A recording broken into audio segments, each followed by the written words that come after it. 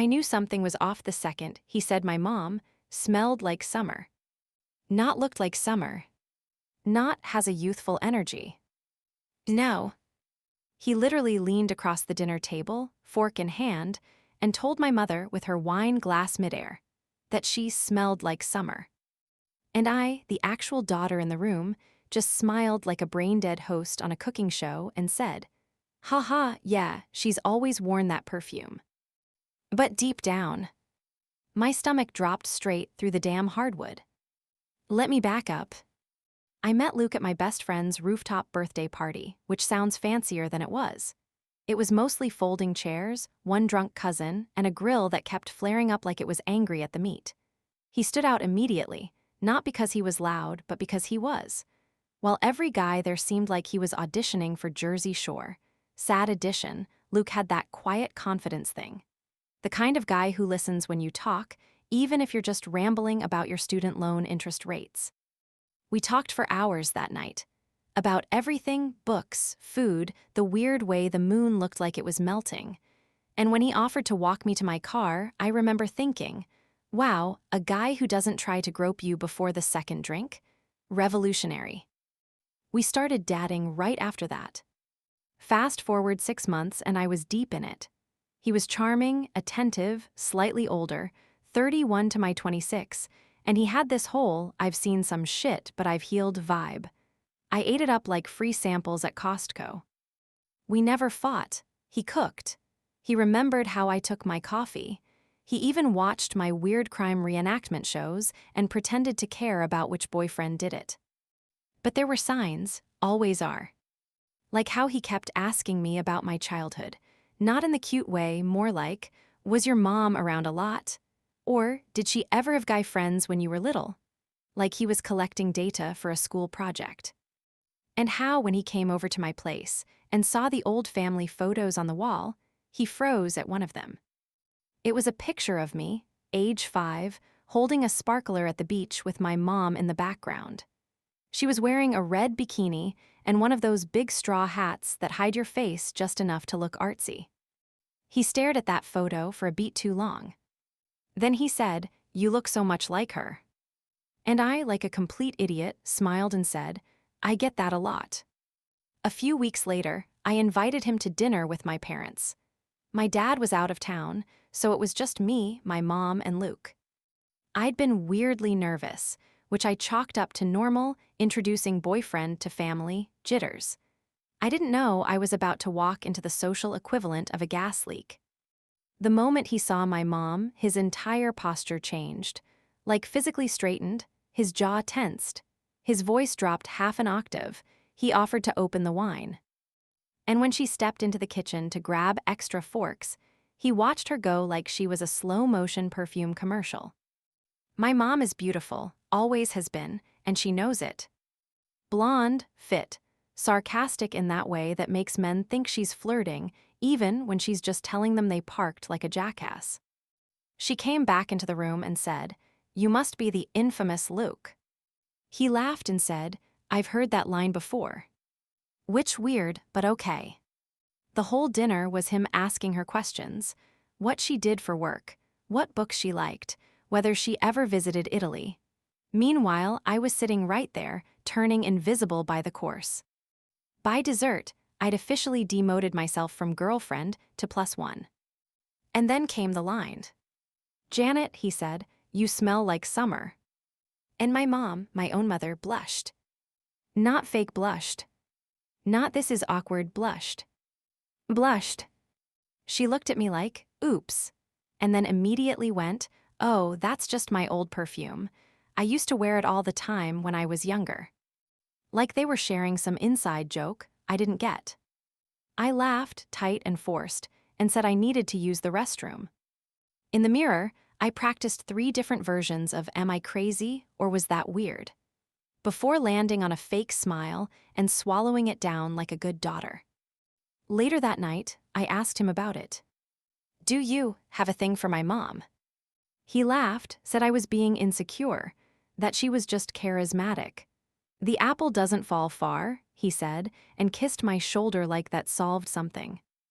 I told myself I was overreacting. That trauma bonding over TikToks about red flags doesn't count as actual intuition. But something gnawed at me. The next day, he left his phone on the counter while showering. Notifications off. No lock screen. He'd never been secretive about it before. So I picked it up. Not to snoop, I told myself. Just to reassure myself that I was being paranoid. That's when I saw the name, J. No last name. No emoji. Just J.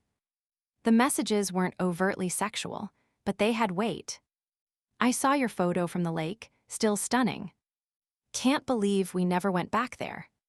Remember the red bikini, still burned in my brain. I felt the floor tilt. The red bikini. The photo on my wall. The one he stared at. The one with my mom. My hands were shaking as I opened the contact info. Email JanetRose32 at. My mom's maiden name. Her old email. I dropped the phone, literally dropped it, onto the tile. I stood there in the middle of my kitchen, barefoot, humiliated and vibrating with rage. He hadn't just flirted with my mom. He'd dated her. Before me. And never said a word. I wish I could say I did something graceful, that I calmly confronted him, that I texted my therapist, that I don't know, journaled like an emotionally mature woman in a rom-com. But no. I waited for the shower to turn off, marched in, and launched his still-wet phone into the sink like I was auditioning for a Rage Room commercial. He yelped like I'd slapped him. What the hell? I didn't answer. I just stood there, arms crossed, heart racing like it was trying to escape my chest. Who's Janet? I asked.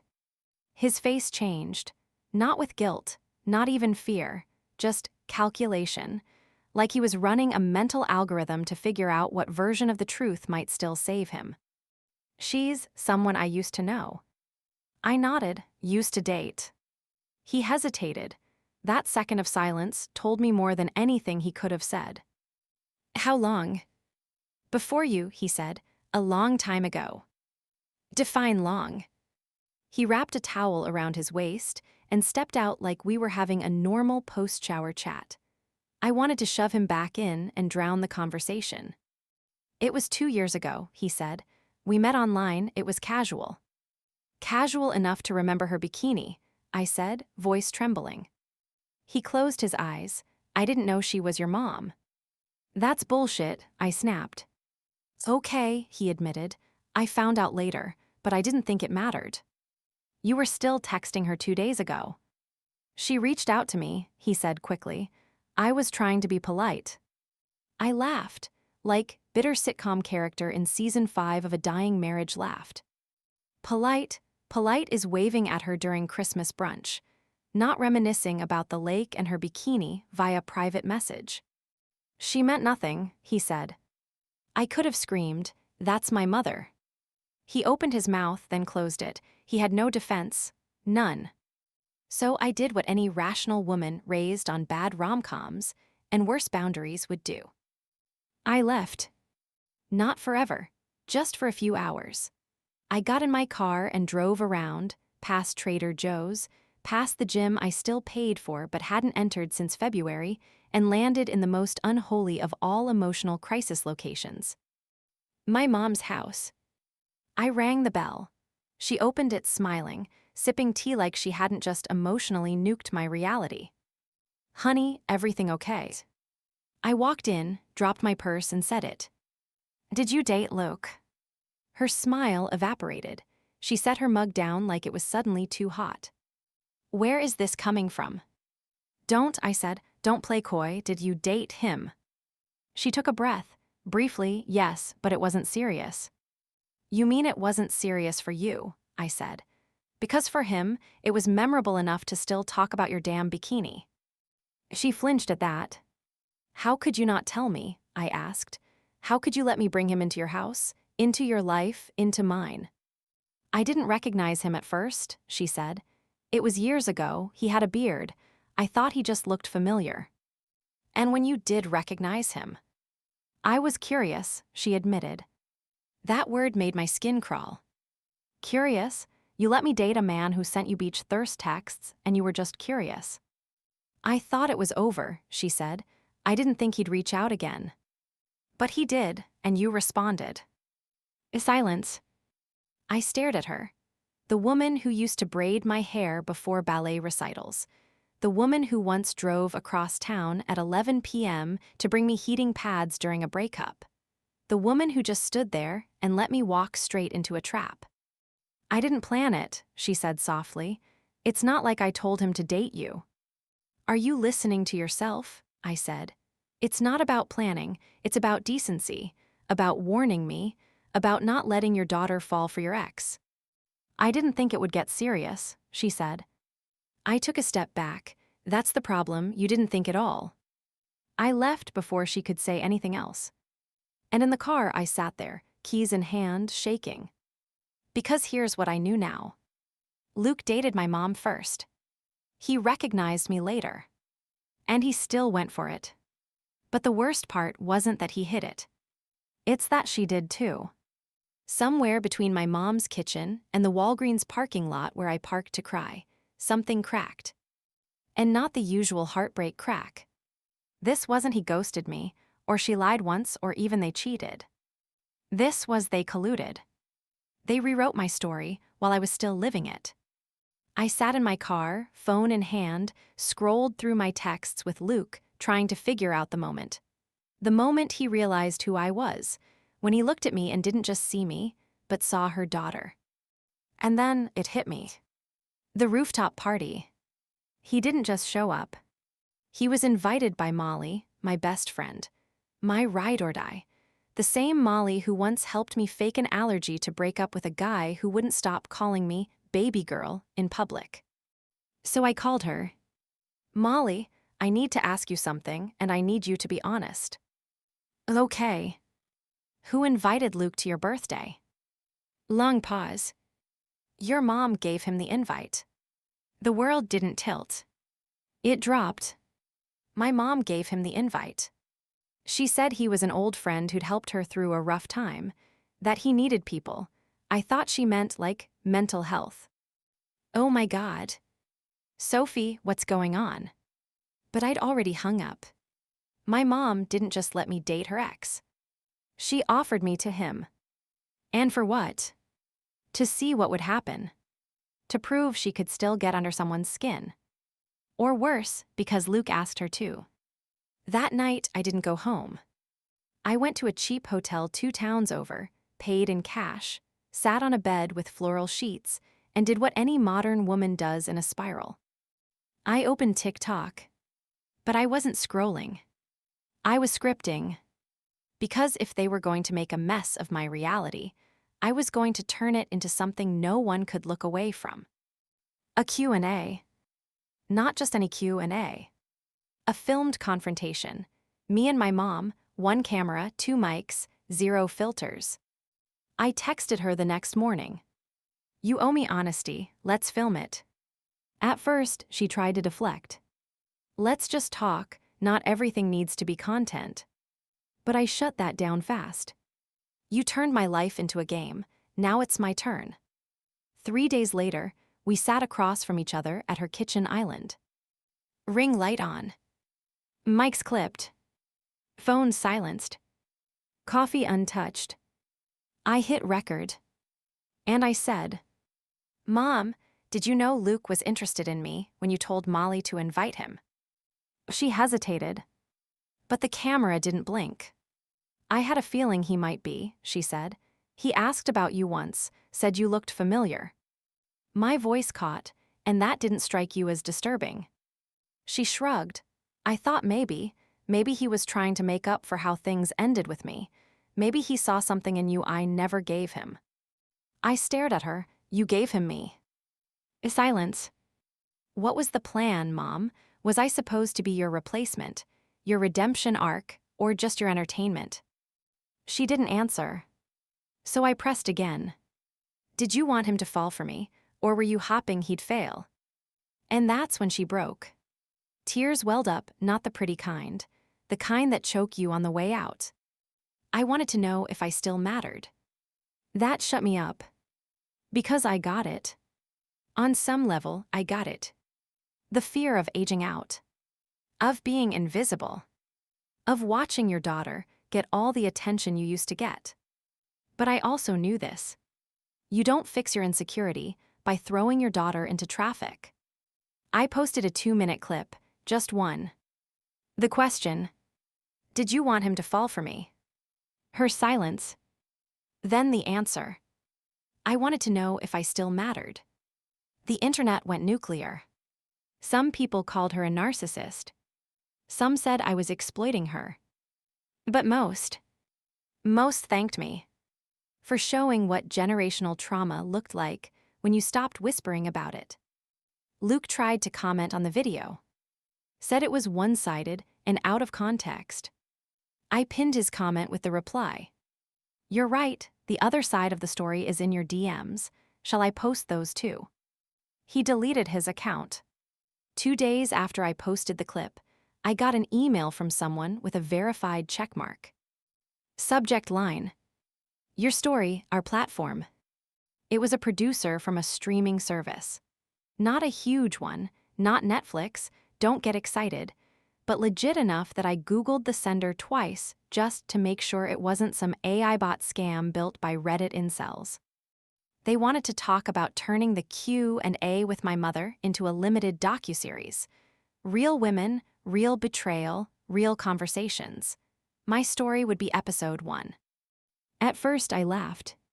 Me, the girl who once cried during an oil change, hosting a show. But then I reread the email, especially this line. "The way you held her silence on camera, that was more powerful than any scripted drama we've seen all year." That stuck with me. Because they were right. There was something about seeing a mother unable to lie on cue, even when her daughter gave her every opportunity to walk it back. The silence screamed louder than any admission. I didn't say yes right away. I sat on it. In the meantime, the comments kept flooding in. Some were predictable. "You're just doing this for clout. She's your mom, have some respect." But others dug deeper. I dated a guy who turned out to have dated my aunt first. I thought my ex was into me. He was obsessed with how I reminded him of his high school teacher. This story saved me from moving in with a guy who kept photos of his ex and her daughter on his phone. I wasn't alone. But that didn't make it easier. Because the truth, it wasn't just them who broke something. I did too. I didn't just burn a relationship. I burned my mother's safety net. Her fantasy of being untouchable, still adored, still desired, even if the desire came through the worst possible door. She called me the night before her face hit 1 million views. "Why are you doing this?" I wanted to scream, "Because you let me fall in love with someone who called you Jay in his phone." But I didn't. I just said, because silence didn't protect me. She was quiet, then whispered, "But will it protect you now?" And that haunted me more than anything. Because the viral likes fade. The outrage burns fast.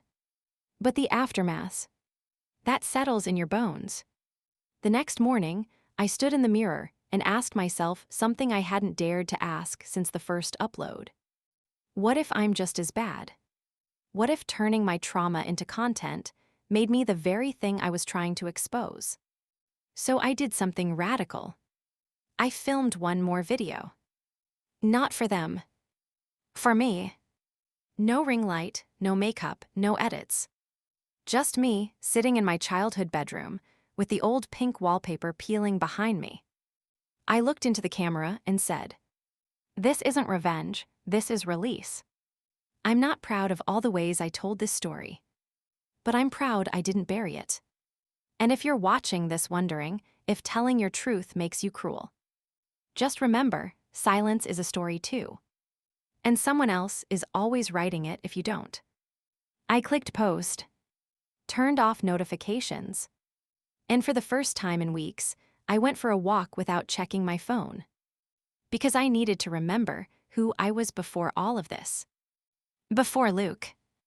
Before the lake photo. Before my mom smiled at him like I wasn't even in the room. I passed a dad teaching his kid how to ride a bike. 2 teenagers filming a dance near the fountain. An old woman reading a paperback with a ripped cover. And for just a moment, I was just a woman in the world again. Not a daughter. Not a target. Not a story. Just me. I was standing in line at Target, holding a 3-pack of socks and a tub of popcorn I wasn't going to share with anyone, when his name popped up on my phone. Luke. Not Jay. Not Mark. Not a burner account. Just Luke. He hadn't contacted me in weeks. Not since the TikTok clip went viral, not since I outed the whole twisted mess between him and my mom. He'd vanished like cowards do digital dust. But now he was texting me like nothing had happened. The message was short. I think we should talk. I owe you the full truth. My thumb hovered over the delete button. But then I remembered something my therapist once said back, when I was dating a guy who used to text me exclusively after midnight. Closure is usually just a new way to hurt you, but if you're strong enough, it's also the final nail in their narrative. So I replied, "Talk." 5 minutes later, another message came. It wasn't supposed to be you, it was always her, but then you looked so much like her. Younger, smarter, like a version I could fix. I sat down right there, on the display bench across from the checkout. The full truth was uglier than I imagined. He wasn't just my mom's ex. He wasn't even her accidental ex. He was her regret. They dated when I was in college. She broke it off, said he was too intense, too young emotionally, not ready for real life. Apparently, that broke him. But instead of moving on like a normal, well-adjusted human being, he stayed close. Followed her friends, watched her socials. He was obsessed, but not in love. In revenge. He wanted to prove that she made a mistake. And how better to do that than by dating her daughter? He chose me. Not because I was smart, or kind, or funny, or passionate, but because I was accessible. Because I shared her laugh, her eyes, her smile. Because I was young enough to manipulate and old enough to legalize it. And I hate that it worked. I hate that I let him in. That I looked at him and saw comfort when he saw conquest. That I let his hands on my skin, not realizing they still held the fingerprints of the woman who raised me. I didn't reply. There was nothing to say. I went home, threw out the popcorn, burned the socks. Sat on my floor with the lights off and thought about all the ways we're taught to romanticize attention, to see obsession as flattery, to call jealousy passion. But this was none of that. This was surgical. Calculated. Targeted. He didn't just date me. He used me. And the worst part, my mom let it happen. Not because she hated me. Not even because she didn't love me. But because her ego needed it more than I needed protection. The email subject line was simple. Ready when you are. It was from a producer. The same one who offered me a docuseries slot weeks ago, now following up after my latest post crossed 10 million views in under 48 hours. They wanted one last piece, a closing chapter, a sit-down. But not just with me. With Luke. And my mom. They called it a redemption format. I called it psychological demolition. But I said yes. Because after everything, I didn't want to scream anymore. I wanted to show them, all of them, the type of people who wear guilt like a windbreaker only when it rains. So we met in a cold, sterile studio downtown. Exposed brick, Edison bulbs, 2 velvet chairs, 3 glasses of water. Luke arrived first, hair too neat, shirt too crisp, eyes too calculating. My mom came 10 minutes later, sunglasses on indoors, red lipstick like a shield. I didn't dress for war. I wore a hoodie. No makeup, no bra, just tired. The camera is rolled, mic's hot, lights brutal. I looked into the lens and said, I have 2 questions, one for each of you. They nodded or twitched, I couldn't tell. Luke, I said, did you ever love me or was I just her shadow? His jaw clenched. I think I loved you in the beginning. Stop, I said. You thought you did because I gave you attention, because I was easy to manipulate. What you loved was the power, the rerun, the fact that I looked like her but cried more easily. He went quiet. I turned to my mom. Did you ever protect me? Her lips parted, but no sound came. So I answered for her. No, you protected your image, your pride, your need to still matter. You gave a predator a key to your daughter's life because you needed to believe you were still desirable. The silence in that room was vacuum-packed. I leaned forward. So here we are, one man who used me to get revenge on a woman he couldn't keep. One woman who offered her daughter like a peace treaty to an ex she couldn't forget. And me, too blind, too desperate, too conditioned to see love as anything but a prize. I stood up. The camera followed. This isn't a confrontation. It's a documentary on what happens when women are taught to compete instead of protect. The video was raw. Uncut. Released the next day under the title, The Daughter, the Ex, the Real Story. It exploded. Not because it was dramatic. Not because I cried. Not because he flinched or she gasped. But because it was undeniably human. People didn't know who to hate. Some blamed me. Others her. Some even pitied Luke. But they talked. Thousands of comments. Dozens of stitches. A flood of DMs from women saying, this happened to me too. My mom dated my ex after we broke up. I was always compared to my mom. I thought I was paranoid. And for once, I didn't feel rage. I felt calm. Like I'd finally walked out of a burning house I thought was home. I didn't give the platform a second episode. I didn't sign a book deal. I didn't even renew the domain they bought in my name. Because this wasn't about becoming a brand.